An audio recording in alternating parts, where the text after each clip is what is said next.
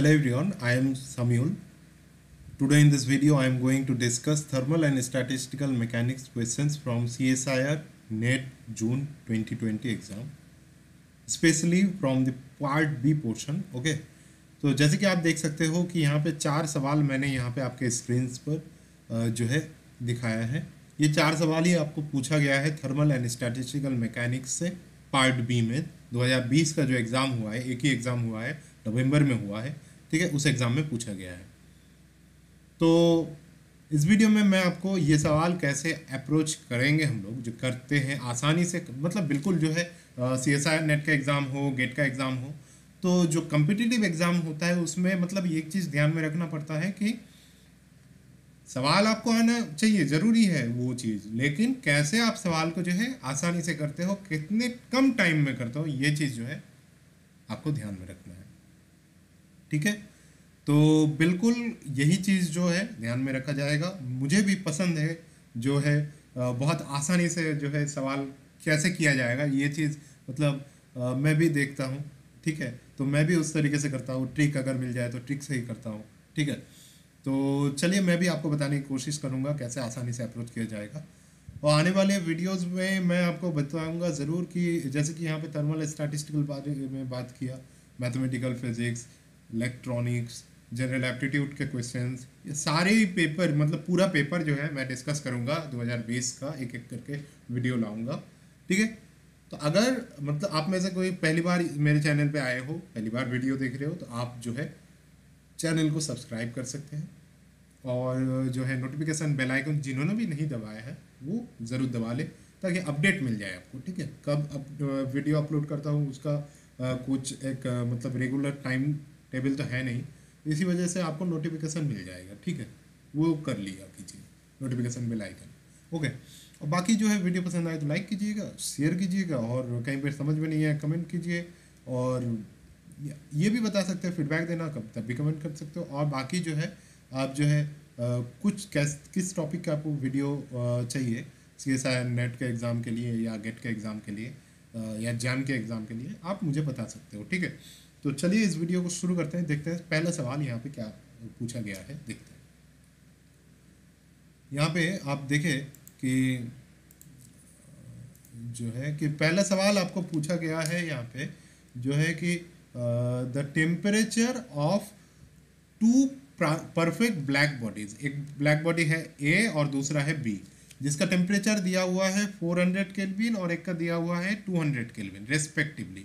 If the surface area of A is twice that of B, the ratio of the total power emitted by A that by B is, यहाँ पे आपको देखना है, ratio निकालना है power emitted by A and power emitted by B का। ठीक है, तो यहाँ पे बेसिकली आपको बहुत सारे इंफॉर्मेशन जो है सवाल में दिया हुआ है, आपको एक एक करके नोट करना है।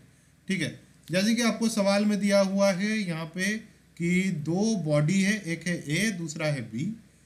ए का सरफेस एरिया जो है दुगना है किससे, बी के सरफेस एरिया से। अगर बी का सरफेस एरिया हमने मान लिया है कि स्मॉल ए है, तो ए का सरफेस एरिया कितना हो जाएगा, टॉइस ए हो जाएगा। और टेम्परेचर बी ब्लैक बॉडी का दिया हुआ है 200 केल्विन, जहाँ पे ए ब्लैक बॉडी का दिया हुआ है 400 केल्विन। ठीक है, और इसका पावर रेडिएटेड हम लोग मान लेंगे पी और इसका मान लेंगे पी। तो सवाल में आपको ये सारी चीज़ जो है प्रोवाइड किया हुआ है, आपको PA/PB निकालना है, बस इतना सा है। तो ब्लैक बॉडी रेडिएशन अगर आप पढ़े होंगे तो पहले ही आप एक स्टीफेंस लॉ पढ़ेंगे। स्टीफेंस लॉ में आपको क्या मिलता है, power radiated per unit area that is equal to sigma T⁴। Sigma क्या है, स्टीफेंस कांस्टेंट बेसिकली।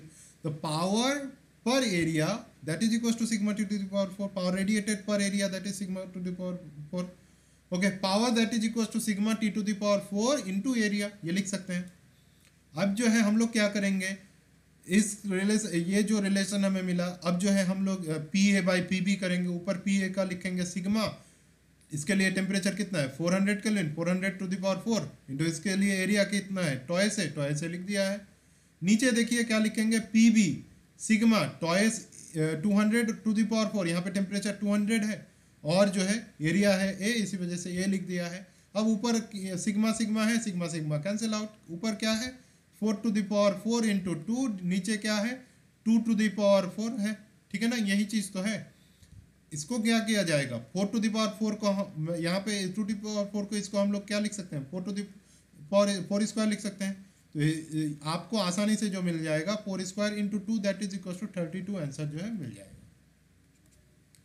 तो आपका जो ये सवाल पूछा गया है, इस सवाल का करेक्ट ऑप्शन कौन सा है, करेक्ट ऑप्शन है ऑप्शन सी, ठीक है। तो इतना आसान सा सवाल पूछा गया था, आपको आसानी से ही जो है आप सवाल को कर सकते हो। आगे बढ़ते हैं, आगे देखते हैं क्या है सवाल।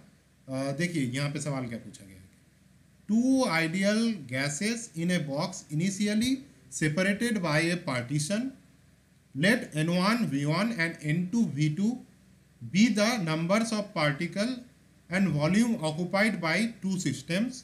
When the partition is removed, the pressure of the mixture at an equilibrium temperature T is, ठीक है। तो यहाँ पे आपको एक बोला गया कि दो सिस्टम है, दो किस चीज का सिस्टम है, आइडियल गैस का सिस्टम है, ठीक है, 2 आइडियल गैस सिस्टम। तो आइडियल गैस के लिए आप यहाँ पे देखेंगे कि यहाँ पे दो चीज आपको प्रोवाइड किया गया है सवाल में, जो है कि दो सिस्टम है, आइडियल गैस है दोनों ही। एक का जो है नंबर ऑफ पार्टिकल्स है n1, दूसरे का n2, एक सिस्टम का वॉल्यूम है v1, दूसरे का है v2, ठीक है। और दोनों सिस्टम को जो है एक पार्टीशन से जो है अलग किया हुआ था। लेकिन अभी बोला गया है कि इस पार्टीशन को जो है आप जो है इंस्टेंट जो है इसको रिमूव करोगे। तो रिमूव करने के बाद कुछ टाइम के बाद इक्विलिब्रियम एक टेम्परेचर आपको टेम्परेचर में आपको जो है सिस्टम मिलेगा, उस टेम्परेचर में जो है आपको प्रेशर निकालना है, ठीक है। तो आइडियल गैस के लिए इक्वेशन हमें क्या मिलता है, आइडियल गैस के लिए इक्वेशन मिलता है PB that is equal to NRT. ये इक्वेशन जो है हम लोग जो है बहुत पहले से पढ़ते आ रहे हैं, ठीक है, PB that is equal to NRT. तो यहाँ पे देखिए क्या क्या चीज आपको जानना है, क्या क्या चीज ध्यान में रखना है, ठीक है। कुछ जानना तो वैसा तो जरूरत नहीं है। देखिए क्या है, PV that is equal to NRT, ये फॉर्मूला याद है सबको। P that is equal to, अभी भी क्या हुआ, पहले ये फाइनल भी है, तो फाइनल भी क्या है, ये वाला भी v1 प्लस v2 है, ठीक है ना। बेसिकली वॉल्यूम क्या होता है, ऐड हो जाएगा। तो P that is equal to v1 plus v2 that is equal to n into N A K B. Are का वैल्यू हम लोग क्या लिख सकते हैं, K B into N A. R क्या है, गैस कांस्टेंट, और बी के बी क्या है, बोल्ट्जमैन कांस्टेंट। तो गैस कांस्टेंट और बोल्ट्जमैन कांस्टेंट को हम लोग जो है इस तरीके से लिख सकते हैं। और एन ए क्या है, एवोगाड्रो नंबर। अब देखिए नंबर ऑफ मोल से अगर एवोगाड्रो नंबर को हम लोग जो है मल्टीप्लाई करें तो हमें क्या मिल जाएगा, टोटल नंबर ऑफ पार्टिकल मिल जाएगा। तो टोटल नंबर ऑफ पार्टिकल इस सिस्टम के लिए क्या होगा, इस सिस्टम के लिए n1 है, इस सिस्टम के लिए n2 है। तो अब दोनों सिस्टम को अगर मिक्स कर दिया है तो टोटल पार्टिकल कितना हो जाएगा, n1 प्लस n2 हो जाएगा, यही हो जाएगा ना। तो यहाँ पे देखिए तो बेसिकली आपको क्या मिल जाएगा, P that is equal to ये चीज़ जो है यहाँ पे नीचे आ जाएगा, ऊपर n को हम लोग जो है n1 प्लस n2 लिख सकते हैं। तो K B T n1 plus n2 divided by v1 plus v2। बस इतना सा सवाल जो है आपको पूछा गया है। ये सवाल बहुत ही आसान सा सवाल पूछा गया है और ऑप्शन बी जो है इसका करेक्ट आंसर है। नेक्स्ट सवाल यहाँ पे देखते हैं, an idealized atom has a non degenerate ground state at zero energy and G fold degenerate excited state at E energy E. आपको बोला गया है कि दो एनर्जी स्टेट है, एक है जीरो और दूसरा है ई, ठीक है ना। ये दो एनर्जी स्टेट दिया हुआ है। तो जीरो का डिजेनरेसी 1 है, नॉन डिजेनरेट है तो डिजेनरेसी 1 है, और ई एनर्जी लेवल का डिजेनरेसी कितना दिया हुआ है, जी दिया हुआ है। अब क्या बोला गया, in a non interacting system of N such atoms, in a non interacting system of से एन सच एटम, मतलब टोटल जो है एटम कितना दिया हुआ है, एन दिया हुआ है, टोटल नंबर ऑफ एटम्स जो है एन है, ठीक है। The population of excited state may exceed that of the ground state above temperature दिया हुआ है इतना, ठीक है। आपको बोला गया है कि दो एनर्जी लेवल दिया हुआ है, दोनों का ही जो है डिजेनरेसी आपको बोला गया है कि एक एनर्जी लेवल तो डिजेनरेट है, जो ई जो है वो जी फोल्ड डिजेनरेसी दिखा रहा है, और जो है जीरो लेवल एनर्जी है वो जो है नॉन डिजेनरेट है। दो एनर्जी लेवल दिया हुआ है। अब ग्राउंड स्टेट कौन सा होगा, जिसका जो है एनर्जी कम होगा, एनर्जी कम किसका है, जीरो का है, तो जीरो नीचे रहेगा, ऊपर क्या रहेगा, ई रहेगा। आपको बोला गया है कि ग्राउंड स्टेट एनर्जी से जो एक्साइटेड स्टेट एनर्जी है, ठीक है ना, उसमें जो है पॉपुलेशन ज़्यादा होगा। कब ज़्यादा होगा? इस टेम्परेचर में, ठीक है। टी यहाँ पे जो आपको टेम्परेचर दिया हुआ है, इस टेम्परेचर के अबव अगर चले गए तो आपको जो है ग्राउंड स्टेट से जो है ज़्यादा पॉपुलेशन मिलेगा एक्साइटेड स्टेट में। तो इसका मतलब क्या हो गया? इसका मतलब ये हुआ ना कि T इक्वल्स टू, अगर आपका ये जो दिया हुआ है E/2 kb ln 2, इस टेम्परेचर में क्या होगा? इस टेम्परेचर में अपर स्टेट यानी एक E लेवल का एनर्जी स्टेट में और 0 लेवल का एनर्जी स्टेट में, दोनों में जो है कि आपका क्या होगा? पॉपुलेशन सेम होगा। यानी इसका अगर पॉपुलेशन मान लेते हैं N0 है, इसका अगर Ne है, तो इस टेम्परेचर में क्वेश्चन हमें क्या बोल रहा है कि इस टेम्परेचर में क्या होगा? इस टेम्परेचर में जो है N0 that is equal to Ne होगा। तो सवाल आपको समझ में आना चाहिए कि सवाल में क्या बोला गया है, ठीक है। तब जो है सवाल बहुत मतलब आसानी से जो है सॉल्व हो जाएगा।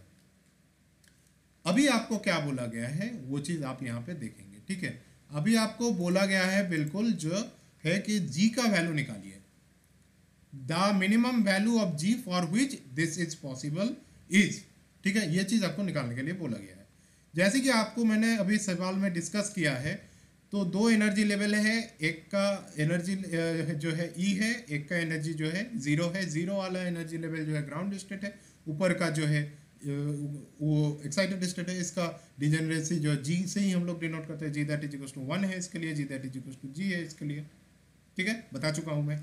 अब जो है Z क्या पार्टीशन फंक्शन क्या होता है? Partition function Z that is equals to summation of I G I e to the power minus beta EI, बस कर देंगे क्या है उसमें, ठीक है। अब देखिए इसको करिए तो 0, इसका क्या हो जाएगा? इसके लिए हमें क्या मिलेगा? इसके लिए मिलेगा डिजेनरेसी कितना है? 1 e to the power minus beta into 0, ultimately क्या मिलेगा? 1 मिलेगा। तो उसी चीज़ को जो है यहाँ पे लिख दिया है, ठीक है। और इसके लिए हम लोग करेंगे, इसका डिजेनरेसी कितना है? G into E to the power minus beta E, ये चीज़ मिल जाएगा। यानी आपको जो पार्टीशन फंक्शन मिलेगा ये मिलेगा, ठीक है ना। स्टेप बाय स्टेप समझिए और जो है मतलब समझ के आप लोग जो है इसको समझेंगे ना तो बिल्कुल याद रह जाएगा कैसे हो रहा है। अब जो है यहाँ पे देखिए कि मैं एक चीज़ आपको बताता हूँ कि यहाँ पे जो है कि N0 क्या है? इसका पॉपुलेशन है, और Ne क्या है? इसका पॉपुलेशन है।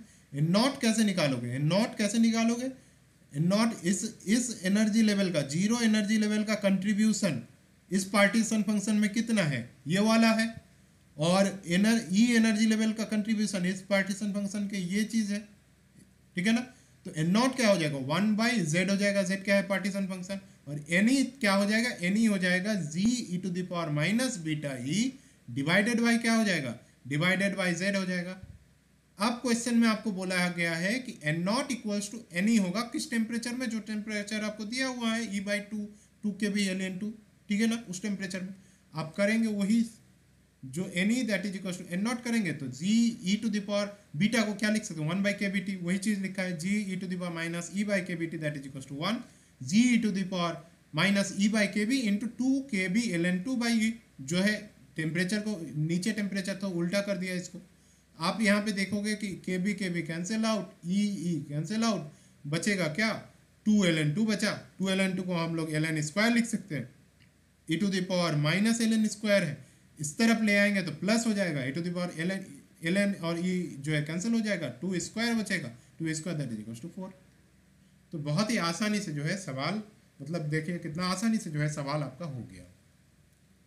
तो है यहाँ में आपका जो है कौन सा आंसर सही है, आप यहाँ पे देख सकते हो ऑप्शन बी जो है आपका सही आंसर है। आगे बढ़ते हैं, एक और सवाल है आपको, देखिए यहाँ पे क्या है सवाल। The Hamiltonian of a system of n non interacting particles each of mass small m in one dimension is, ठीक है।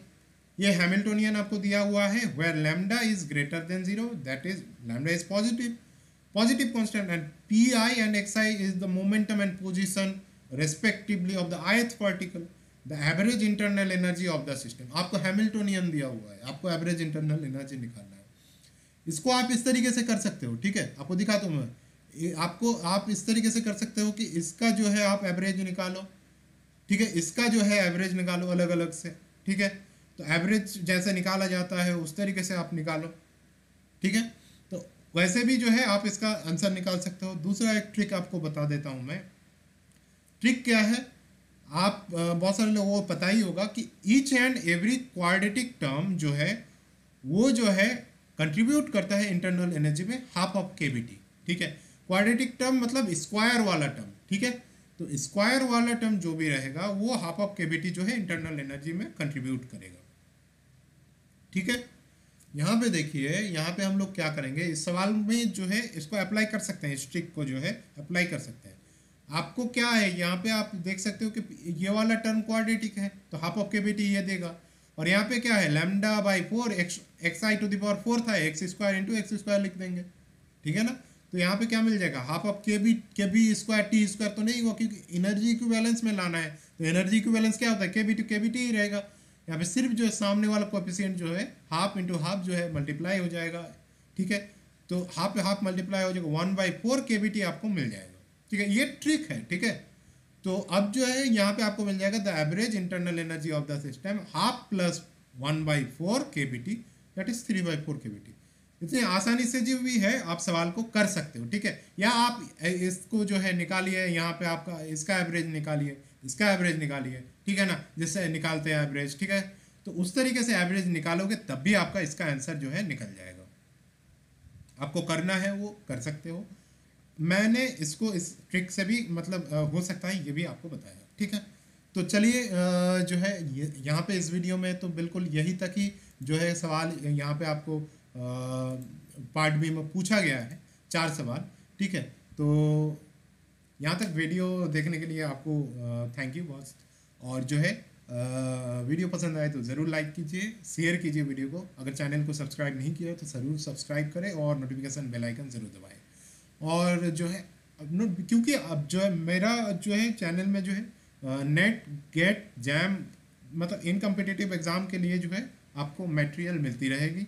ठीक है, वीडियो सॉल्यूशंस मिलेंगे क्वेश्चंस का, या किसी कॉन्सेप्ट को मैं बताऊंगा। ठीक है, तो इसके लिए आपको चैनल को सब्सक्राइब करना है। तो और बाकी जो है आप जो है वीडियो को शेयर कीजिए दोस्तों के साथ। Thank you.